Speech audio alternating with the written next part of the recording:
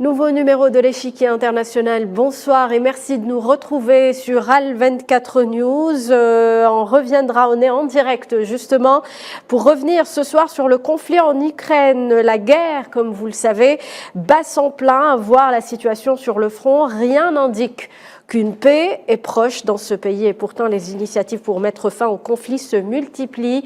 Des initiatives souvent extra-européennes, bien que l'Europe soit au premier plan et fortement concernée par cette guerre. On retrouve donc, comme vous le savez, le plan de paix chinois, mais aussi cette initiative africaine que vient de mettre sur la table le président sud-africain Cyril Ramaphosa.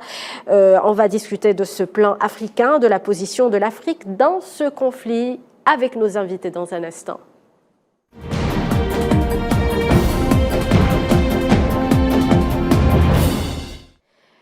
Je vous le disais il y a un instant, le président sud-africain Cyril Ramaphosa a évoqué ce mardi la possibilité de présenter aux Russes et aux Ukrainiens une initiative africaine de paix en Ukraine. Mieux encore, Ramaphosa précise que les deux parties sont prêts à recevoir une délégation de dirigeants africains pour discuter de cette initiative. Ramaphosa a indiqué que les États-Unis et le Royaume-Uni avaient exprimé leur soutien prudent à cette initiative de paix et que le secrétaire général de l'ONU avait également été informé de ce plan de paix. Bien que les détails n'ont pas été dévoilés, l'on peut s'interroger sur ce que vaut cette nouvelle initiative de paix qui de surcroît émane de pays africains.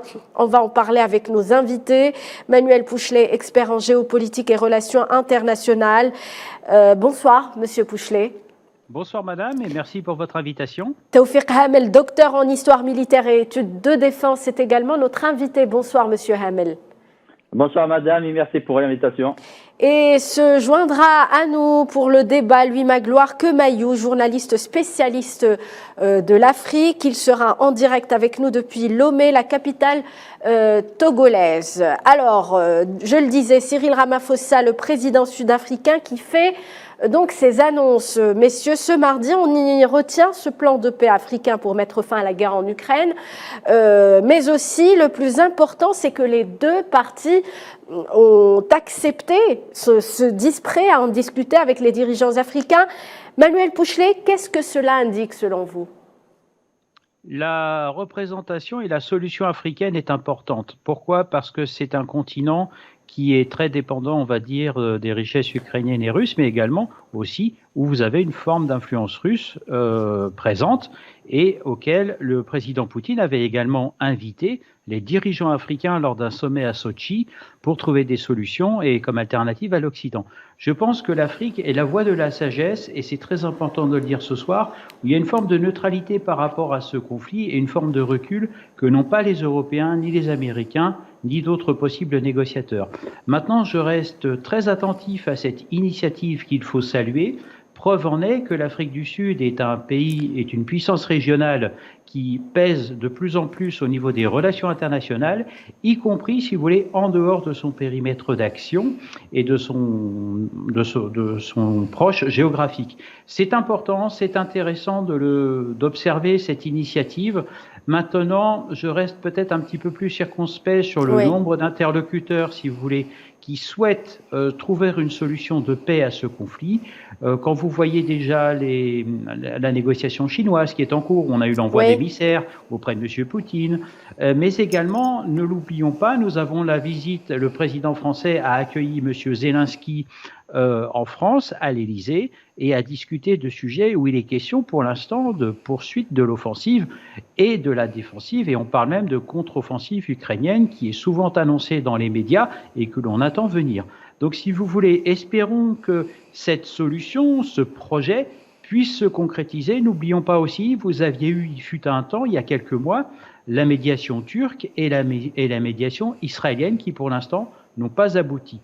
Soyons prudents, saluons cette initiative de l'Afrique, puisque je le rappelle, vous n'avez pas que l'Afrique du Sud, je crois aussi avoir vu qu'il y avait la Zambie et l'Ouganda. L'Ouganda avait joué par le passé aussi un rôle de médiation. Force est de constater que ce continent souhaite aussi se positionner, puisqu'il est aussi très tributaire de la richesse ukrainienne que sont les céréales. Et c'est pour cela que je pense qu'avec ce regard, l'Afrique souhaite aussi faire passer un message aux Européens et s'offre comme une alternative très sérieuse, en tous les cas, aux solutions en cours.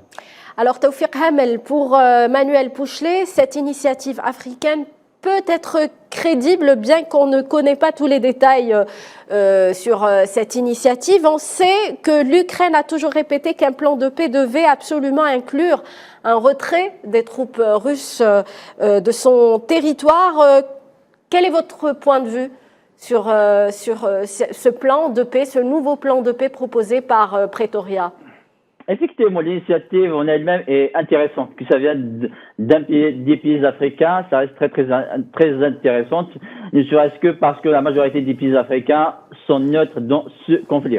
Oui. Au sein de l'ONU, il y a en tout cas, la majorité des pays se sont abstenus de condamner la Russie et se sont montrés compréhensifs des préoccupations russes. Et pour l'instant, ils se sont montrés, en fait, elles ne voulaient pas s'impliquer dans ce conflit. Oui. En plus de ça, les pays africains sont directement concernés par ce qui arrive actuellement, par les conséquences de la guerre. Ensuite, pour l'instant, on ne connaît pas vraiment les contours de cette initiative. Ça reste à voir. Oui, les détails n'ont pas été publiés, donc n'ont pas été dévoilés publiquement. Effectivement. Ensuite, il y a la situation sur le terrain. Sur le terrain, actuellement, nous sommes face à une impasse sur le plan opérationnel. Oui. La Russie n'arrive pas à obtenir la victoire décisive. Dans le cas de l'Ukraine, c'est la même chose pour elle. Ça fait 10 mois que l'Ukraine annonce la contre-offensive et pour l'instant, on ne cesse pas de la faire reculer. À partir de là, évidemment, les deux parties se sont montrées intéressées par l'initiative, mais le problème qui se pose, jusqu'à maintenant, ni les Russes ni les Ukrainiens n'ont cédé sur leurs préoccupations principales. Donc selon vous, et pardonnez-moi, Monsieur Hamel, le fait que le conflit soit figé fait que les deux parties souhaitent maintenant passer aux négociations, assez pour parler? Effectivement, pour l'instant, c'est l'impasse et du coup, le début de négociation peut aboutir et les faire sortir de cette impasse. Mais le problème qui se pose, c'est que les deux parties se sont enfermées dans un piège qu'on appelle le piège du discours. Elles ont annoncé des objectifs, mais aucun n'a pu atteindre ces objectifs. Oui.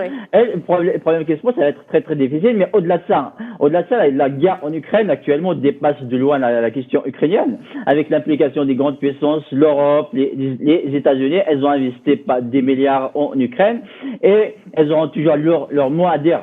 Ça va être très très difficile d'envisager dans quelle solution et quels sont les détails qui peuvent satisfaire les deux parties. Dans le cas de la Russie, elle insiste. Si on regarde juste les dernières déclarations, elles n'ont pas vraiment changé de discours sur l'importance d'aller jusqu'au bout de cette opération militaire, ou la guerre tout simplement. Dans le cas des Ukrainiens, elles insistent toujours sur le retrait des forces russes de tous les territoires ukrainiens, même de la Crimée. Sincèrement, ça va être difficile. Moi, il me semble qu'on se dirige vers soit un conflit gelé, soit vers l'épuisement. Alors, la solution peut être l'épuisement de l'un des deux belligérants. On va y revenir, Taoufik Hamel, dans un petit moment. À travers cette initiative, on passe, si vous voulez, d'une Afrique qui subit les conséquences d'une guerre à une Afrique qui fait donc des propositions. Manuel Pouchelet, justement, sur ce point, j'aimerais revenir sur cette neutralité, cette position neutre de l'Afrique dont vient de parler Taoufik Hamel vis-à-vis du conflit. Quelle est la vraie position de l'Afrique vis-à-vis de ce qui se passe en Ukraine, selon vous ? La vraie position de l'Afrique, si vous voulez, c'est que son économie et ses réserves, on va dire, pour la nourriture, sont très directement impactés par ce conflit en Ukraine. Je rappelle que l'Ukraine est entre guillemets le grenier à blé pour l'Europe et également pour l'Afrique, puisqu'une partie du continent africain est bénéficiaire, on va dire, des ressources ukrainiennes en matière de nourriture. Et c'est important. Et si vous voulez, cet enlisement fait peur aux populations africaines, mais fait également peur aux dirigeants africains. Ensuite, M. Hamel l'a souligné, l'Ukraine ne cédera en rien, si vous voulez, dans la négociation, ou alors à retrouver l'entièreté de son territoire comme il l'a mentionné avec la Crimée. Maintenant, le continent africain s'offre en alternative, mais la question peut se poser aussi ce soir. N'oublions pas que l'Afrique du Sud fait partie des BRICS. Est-ce que c'est pas un stratagème des BRICS, justement, à défaut d'avoir la voix chinoise que l'on a entendue avec l'envoi d'émissaires, est-ce que ce ne serait pas à son tour l'Afrique du Sud, qui est membre de cette organisation, qui tenterait sa chance, si vous voulez? On a comme l'impression, Monsieur Manuel Pouchelet, que chaque camp veut faire basculer l'Afrique en sa faveur.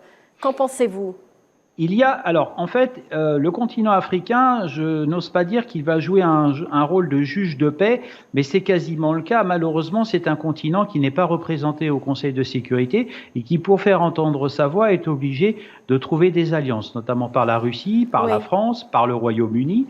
Je rappelle que l'Ouganda est membre du Commonwealth of Nations, donc si vous voulez, ils sont obligés, avec l'Afrique du Sud d'ailleurs, ils sont obligés de trouver, on va dire, des partenaires avec une oreille attentive au Conseil de sécurité. Donc si vous voulez, quelque part, c'est très difficile de parler par intermédiaire interposé. Voyez-vous, c'est là qu'est l'enjeu pour la solution africaine. Et je ne pense pas que les effets soient immédiats, mais une chose est sûre, c'est que la Russie est très présente en Afrique, tout comme les Chinois, tout comme les Européens, je vais dire les Français en premier. Les Ukrainiens tentent de changer la donne, il faut le reconnaître également. Il y a le président Zelensky qui a justement essayé de se rapprocher du continent africain, on l'a vu. Le président Zelensky, la stratégie du président Zelensky, si vous voulez, c'est celle de l'urgence. Et je pense, en ce qui concerne ses relations avec le continent africain, pour l'instant, il y a peu d'informations et cela appartient au secret des relations diplomatiques, ce qui est tout à fait normal. Et c'est pour ça que nous nous interrogeons ce soir à ce sujet. Si vous voulez, la confidentialité des corridors diplomatiques fait en sorte que rien n'est dit. En revanche, le président Zelensky, j'attire quand même l'attention sur le fait qu'il s'est rendu au Vatican, sur le fait qu'il se soit rendu à Londres, en Allemagne et en France. Preuve en est que pour l'instant, la priorité du président Zelensky, c'est d'obtenir des armes et de mener la contre-offensive contre la Russie. Maintenant, je pense que le président Zelensky n'aura pas les moyens de jouer sur deux tableaux, le tableau militaire et le tableau diplomatique. Voilà, d'où l'inquiétude, si vous voulez, des pays africains qui, je le rappelle, lors du début du conflit en Ukraine, sont restés très discrets sur leur soutien apporté à l'Ukraine et également au camp russe, si vous voulez. Donc il y a aussi cette discrétion diplomatique qu'il faut accepter d'intégrer dans cette équation de paix. Maintenant, de là à voir aboutir ce plan de paix et cette solution, on va dire cette nouvelle solution, peut interroger. N'oublions pas, l'Afrique du Sud est membre des BRICS. Est-ce que c'est un mandat qui a été, on va dire, proposé par Pékin, puisque le visage de Pékin peut faire peur dans les négociations? Est-ce qu'après, on ne sait jamais, on peut avoir l'Inde, on peut avoir bientôt le Brésil, et à défaut d'avoir la Russie et la Chine, si vous voulez, très présentes. Donc, quelque part, est-ce que c'est pas aussi une forme de test pour la future diplomatie où le clan BRICS se teste? Ça peut être aussi le cas et c'est peut-être aussi sous cet angle que l'on peut l'aborder ce soir. On va tenter de le savoir, justement. J'aimerais rebondir sur cette question avec vous, Taoufik Hamel. Je le disais, le président sud-africain a aussi affirmé que les États-Unis et le Royaume-Uni avaient exprimé leur soutien prudent de ce plan de paix, que le secrétaire général de l'ONU avait également été mis au courant de l'initiative. Un soutien prudent, qu'est-ce que cela signifie? Alors, comme j'avais dit tout à l'heure, c'est difficile d'imaginer quels sont les détails capables de satisfaire tous les acteurs vu les positions connues des différents acteurs. Ensuite, il faut garder à l'esprit qu'il y a même pas une semaine de ça, les États-Unis ont accusé directement l'Afrique du Sud d'avoir fourni des armes à la Russie. Ce qui a suscité une crise entre les États-Unis et l'Afrique du Sud. Ensuite, sur le fond, ça va être très très difficile. Ça va être très très difficile pour l'Ukraine, pour la Russie et même pour les pays occidentaux de refuser au préalable cette initiative. Ça veut dire que même si on sait que l'initiative ne va pas aboutir, il faut la soutenir, ne serait-ce que pour des raisons politiques. C'est comme j'avais dit tout à l'heure, c'est que la majorité des pays africains se sont montrés neutres sur la question. Et c'est l'une des raisons pour laquelle la Russie n'a pas été condamnée et se sont abstenus. Mais si la Russie se montre catégoriquement contre cette initiative, cette position peut se retourner contre elle et ça peut faire retourner quelques pays africains contre la Russie. À partir de là, tous les acteurs qui sont concernés par la guerre en Ukraine ont intérêt à soutenir au moins publiquement cette initiative, même si on sait que ça va être très très difficile de répondre à leurs exigences. Oui, allez-y, Monsieur Hamel, allez-y. Ce que je veux dire, c'est que sur le fond, un soutien prudent, c'est la moindre des choses que les Américains peuvent faire quand on voit leur discours, le discours de la Grande-Bretagne qui a commencé à fournir des armes de plus en plus sophistiquées à la Russie. Et quand on regarde la dernière semaine, on voit que au niveau sur le plan opérationnel, les opérations ne cessent pas de s'intensifier et de prendre une ampleur de plus en plus inquiétante, que ce soit au niveau des armes qui sont utilisées, au niveau de la fréquence des attaques, et cela suscite des inquiétudes. Peut-être dans cette initiative peut calmer le jeu et ou ouvrir une brèche pour envisager en tout cas d'autres issues à ce conflit. Mais en tout cas, ça va être très très difficile. En tout cas, on sait que cette annonce intervient après donc ce bras de fer entre Pretoria et Washington. Le président Cyril Ramaphosa qui sort d'un bras de fer avec les États-Unis concernant ces accusations, ces allégations donc présentées par les États-Unis sur la livraison d'armes à la Russie par l'Afrique du Sud. Manuel Pouchelet.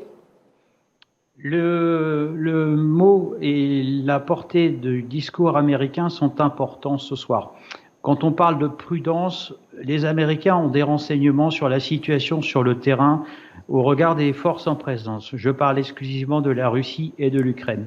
Les Américains sont partie prenante dans ce conflit dans la mesure où ils aident en permanence à coût de renfort de milliards de dollars l'armée ukrainienne et l'Ukraine pour sauvegarder son territoire et même le reconquérir.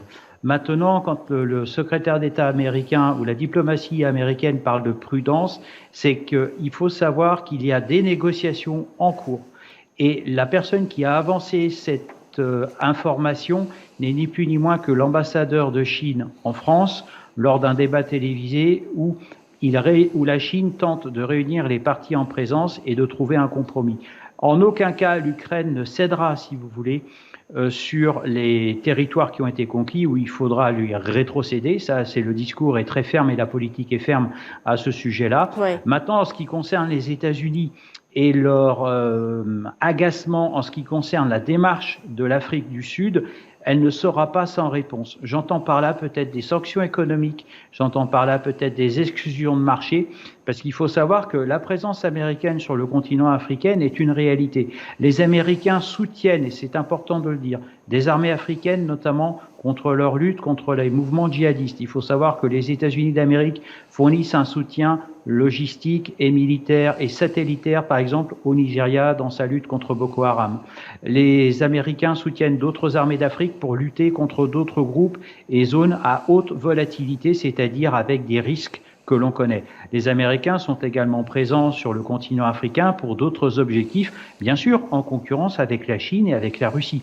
Et si vous voulez, Washington, encore une fois, s'invite dans l'équation et s'immisce à différents niveaux dans les affaires africaines. C'est pour ça que vous avez aussi cette solution de paix qui est envisagée par les pays africains. Pourquoi ? Parce que si la Russie, si les États-Unis, si l'Europe sont affaiblis économiquement, il se posera alors la question de leur aide, et notamment de leur aide financière, notamment de leur aide au développement.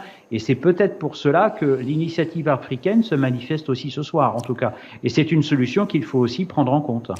Alors, Taoufik Hamel, est-ce que vous pensez que cette solution ou cette initiative africaine qui vient justement après ces allégations américaines à l'égard de l'Afrique du Sud sur les livraisons d'armes à la Russie, Pretoria qui a d'ailleurs réagi en parlant de manque de preuves sur la question, quel est votre point de vue ? Alors, en tout cas, les objectifs de la politique étrangère sont généralement multidimensionnels et sont multiples. Alors, quel est des armes fournies par l'Afrique du Sud à la Russie ou pas? Évidemment, c'est un problème qui pose, c'est un problème pour les États-Unis, mais ne serait-ce que le fait que l'Afrique du Sud se montre neutre et ne condamne pas la Russie, déjà pour les Américains, déjà il y a un souci. Il y a une volonté en tout cas de faire pression sur l'Afrique du Sud pour qu'elle change de position, que ce soit dans le cadre de l'Afrique du Sud ou d'autres pays. Eh ben, sur la question, n'oublions pas qu'il y a même pas un mois de ça, l'Afrique du Sud, en tout cas l'Afrique du Sud et la Russie ont réalisé des exercices militaires conjoints, ce qui a suscité en tous les cas des critiques de la part des États-Unis. Globalement, l'objectif principal des États-Unis, c'est désoler la Russie. Quand je dis désoler la Russie, au-delà du fait de l'affaiblir militairement, il y a tout un objectif de l'isoler sur le plan politique et diplomatique. Et le fait que la Russie arrive en tout cas à avoir des partenaires, des alliés en Afrique ou un peu partout, ça veut dire que la position de l'Afrique du Sud neutralise quelque part les efforts américains. Même si les efforts de l'Afrique du Sud ne sont pas destinés contre anti-américains, ne sont pas anti-américains, mais fragilisent certains efforts qui sont réalisés par les États-Unis en tout cas pour isoler la Russie. Dans certaines mesures, la question qui se pose pour les Américains, comment faire en sorte que les pays qui n'ont pas condamné la Russie, en tout cas, changent de position et minimisent leur lien avec la Russie. D'où l'intérêt justement pour les États-Unis de soutenir au moins publiquement la position, en tout cas, cette initiative qui est portée par les pays africains. Très bien. Cela nous amène justement à revenir sur la situation du conflit actuellement avec toutes ces initiatives. Il y a l'initiative de Pékin, l'initiative de Pretoria. Est-ce que, selon vous, vous pensez que cela pourrait justement ouvrir la voie à des négociations? À quand la paix justement en Ukraine? Manuel Pouchelet. La paix en Ukraine, si vous voulez, au moment où nous sommes en train de partager nos réflexions sur votre émission, la paix en Ukraine n'est pas faite pour aujourd'hui. Je pense qu'elle viendra avec le temps. Vous savez, il y a un proverbe cambodgien qui dit ils ont la montre, nous avons le temps. Malheureusement, vous savez, le temps de la diplomatie n'est pas celui du journal de marche des opérations d'une armée qui mène sur le terrain des attaques. Si vous voulez, la situation internationale de la crise en Ukraine mobilise beaucoup d'énergie. Elle porte à la connaissance de nombreuses exactions. Elle porte, si vous voulez, il y a de nombreux rebondissements, mais le temps diplomate de la diplomatie n'est pas celui qui est sur le terrain ou même de celui qui subit ce conflit avec une inflation galopante, avec des risques de survie pour certaines entreprises qui sont en grande difficulté par manque d'apport de matières premières ou d'autres apports, puisque l'Ukraine est aussi un pays qui manufacture énormément de biens pour des entreprises qui revendent ensuite, et vous avez ce blocage. L'objectif, on l'a plusieurs fois annoncé sur votre antenne, c'est de trouver un compromis, c'est de trouver une solution de paix. Pour l'instant, M. Zelensky est dans une posture de belligérant, puisqu'il a rencontré en Europe le chancelier allemand, le Premier ministre britannique et le président français, où il est venu demander et solliciter de nouvelles armes pour poursuivre cet engagement et résister à l'armée russe. Oui. Et en aucun cas, je n'ai entendu, moi hier le président de la République a fait une émission spéciale sur une émission de grande diffusion au journal télévisé, et pour l'instant, le président français a plutôt réaffirmé le soutien à l'Ukraine, notamment le soutien logistique et aussi le soutien militaire et la défense des valeurs de l'Ukraine face à cette agression russe, si vous voulez. Donc maintenant, je pense que dans l'optique, pour l'instant, du président ukrainien, quoi que l'on en dise au regard de son écoute attentive à la solution africaine, pour l'instant, reste embrigadé et aux ordres de Washington à poursuivre l'offensive.